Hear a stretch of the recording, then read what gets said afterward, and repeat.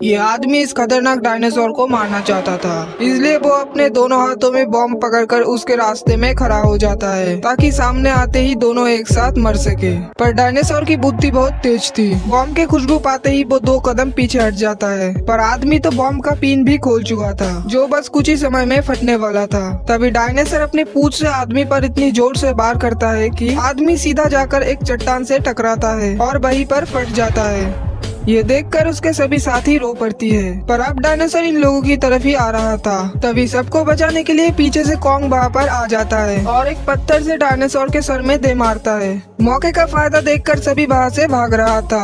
अब देखते ही देखते इन दोनों के बीच में बहुत खतरनाक फाइट शुरू हो जाता है, जहाँ पर लड़ते हुए कॉन्ग एक लोहे की जंजीर में फंस चुका था। अब डायनासोर बस कॉन्ग को मारने ही वाला था, तभी पीछे से एक लड़का बंदूक से उस पर गोली चलाने लगता है, जिससे कि अब डायनासोर उसे मारने के लिए आगे बढ़ रहा था। इसी समय पीछे से एक लड़की उस पर फ्लेम थ्रोअर से गोली करती है, जिस वजह से डायनासोर अब और भी गुस्से में आ चुका था। तभी पीछे से कॉन्ग एक बड़ा सा प्लेट उसके सर पे दे मारता है और उस लोहे की जंजीर से उसे दबोचकर चट्टान की तरफ फेंक के मारता है।